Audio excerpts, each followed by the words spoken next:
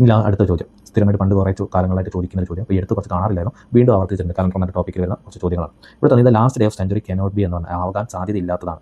ഒരു നൂറ്റാണ്ടിൻ്റെ തുടക്കം ഏതാണെന്നും ആവാൻ സാധ്യതയുള്ള കുറച്ച് ദിവസം കൊണ്ട്, അതുപോലെ അവസാനം ആകാനും കുറച്ച് ദിവസങ്ങൾ മാത്രമേ ഉള്ളൂ. ഇപ്പോൾ നമ്മുടെ ലാസ്റ്റ് ഡേ, ഒരു നൂറ്റാണ്ടിൻ്റെ last day of A century എന്ന് പറയുന്നത് നമുക്ക് വിചാരിച്ച എല്ലാ സംഖ്യകളും നമുക്ക് എല്ലാ ദിവസങ്ങളും നമുക്ക് അടാൻ പറ്റില്ല. ആ ലാസ്റ്റ് ഡേ ഓഫ് സെഞ്ചുറി നൂറ്റാണ്ടിൻ്റെ അവസാനം ഒന്നെങ്കിൽ മൺഡേ വരാം, അല്ലെങ്കിൽ വെനസ്ഡേ വരാം, അല്ലെങ്കിൽ ഫ്രൈഡേ വരാം, ഇനി അതും അല്ലെങ്കിൽ സൺഡേ വരാം. ഈ 4 ദിവസങ്ങളിൽ ഒന്ന് മാത്രമേ ഒരു നൂറ്റാണ്ടിൻ്റെ അവസാനം വരികയുള്ളൂ. ഈ 4 അല്ലാത്തൊന്നും എന്താണ് നൂറ്റാണ്ടിൻ്റെ അവസാനം വരില്ല. ഇവിടെ നോക്കുമ്പോൾ നൂറ്റാണ്ട് അവസാനം വരാൻ പറ്റാത്ത മൺഡേ വരാം, വെനസ്ഡേ വരാം, ഫ്രൈഡേ വരാൻ പറ്റാത്തതാണ് ട്യൂസ്ഡേ ആണ്, ഒരിക്കലും വരില്ല. ഇനി അതിൻ്റെ കൂടെ തന്നെ ഒന്നുകൂടി പഠിക്കാം. First day of A century, ഒരു നൂറ്റാണ്ടിൻ്റെ ആദ്യ ദിവസം ആകാൻ സാധ്യതയുള്ളതിനും ഒരു ലിമിറ്റുണ്ട്, വെറുതെ അങ്ങോട്ട് ആയിക്കൂടാ. അപ്പോൾ അവിടെ നമുക്ക് മൺഡേ ആവാം, ഒരു തിങ്കളാഴ്ച നമുക്ക് എന്ത് ചെയ്യാം, ഒരു നൂറ്റാണ്ടിൻ്റെ തുടക്കം ഫസ്റ്റ് നൂറ്റാണ്ടിൻ്റെ ആദ്യത്തെ ദിവസം എന്ന് പറയുന്നത് ആവാം.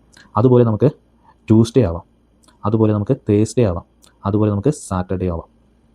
ഈ 4 ദിവസങ്ങളിൽ ഒരു നൂറ്റാണ്ടിൻ്റെ തുടക്കത്തിൽ വരാൻ പറ്റും, ആദ്യ ദിവസമായിട്ട് വരാൻ പറ്റുന്ന ഈ 4 ദിവസങ്ങൾ ഏതെങ്കിലും ഒന്നായിരിക്കും. അവസാന ദിവസങ്ങൾ ഈ 4 ഏതെങ്കിലും ഒന്നായിരിക്കും. ഇനി ഇവിടെ സാധാരണ ചോദിക്കുന്ന വേറൊരു ചോദ്യം, ഒന്ന് ഇതുപോലെ ചോദിക്കും, നൂറ്റാണ്ടിൽ ആദ്യ ദിവസം ആവാൻ പറ്റാത്തത്, അല്ല അവസാന ദിവസം ആവാൻ പറ്റാത്തത്, അല്ല ആവുന്നത് എന്നൊക്കെ ചോദിക്കുന്ന കൂടാതെ ഒരു നൂറ്റാണ്ടിൻ്റെ ആദ്യ ദിവസം അവസാന ദിവസം ആകാവുന്ന ദിവസം ഏതെന്ന് ചോദിക്കും. അതാകെ ഇവിടെ മൺഡേ മാത്രമാണ് രണ്ടിലും കോമൺ ആയിട്ടുള്ളത്.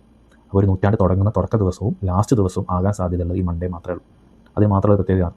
ഇനി കുറച്ചും കൂടി ഡീറ്റെയിൽസ് കാര്യം കൂടി പറഞ്ഞാൽ, അപ്പോൾ നൂറ്റാണ്ടിൻ്റെ ആദ്യ ദിവസം ചിലർക്ക് കൺഫ്യൂഷൻ ഏതാണ് ഒരു നൂറ്റാണ്ട് തുടങ്ങുമ്പോൾ ആദ്യത്തെ ഡേറ്റ് ഏതാണ്. ഇപ്പോൾ നമുക്കറിയാം ഇത് 21-ാം നൂറ്റാണ്ട്, കഴിഞ്ഞത് ഇത് 20-ാം നൂറ്റാണ്ട്. ഈ 20-ാം നൂറ്റാണ്ടിൻ്റെ തുടക്കം ഏതാണ്, അല്ല ഒന്നും 21-ാം നൂറ്റാണ്ടിൻ്റെ ആദ്യത്തെ ദിവസം ഏതാണെന്ന് വെച്ചാൽ പലരും പറയാം 2000 ജനുവരി 1 എന്നൊക്കെയാണ്. പക്ഷേ അതല്ല ഈ നൂറ്റാണ്ട്. 21-ാം നൂറ്റാണ്ട് തുടങ്ങുന്നത് 2001 ജനുവരി 1 ആകുമ്പോഴാണ്.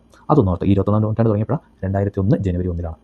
20-ാം നൂറ്റാണ്ട് അവസാനിച്ച ഏത് ചോദിച്ചാൽ അത് 2000 ഡിസംബർ 31-നാണ് അവസാനിച്ച്. 20-ാം നൂറ്റാണ്ട് അവസാനിച്ച ഡേറ്റ് ഇതാണ്. ഈ ഡേറ്റ് ഇതാണ് അവസാന സെഞ്ചുറിയുടെ അവസാന ലാസ്റ്റ് ഡേ എന്ന് പറയുന്നത് ഇതുപോലെ ദിവസങ്ങൾ. ഒന്നുകിൽ 2000 ഡിസംബർ 34, 1900 ഡിസംബർ 34, 1800 ഡിസംബർ 31. ഇതാണ് ഒരു നൂറ്റാണ്ടിൻ്റെ അവസാനം എന്ന് പറയുന്നത്. നൂറ്റാണ്ട് തുടക്കം എന്ന് പറയുന്നത് 2001 ജനുവരി 1 അല്ലെങ്കിൽ 1901 ജനുവരി 1. 20-ാം നൂറ്റാണ്ട് തുടക്കുന്നത് 1901 അത് ജനുവരി 1 ആവാണ്.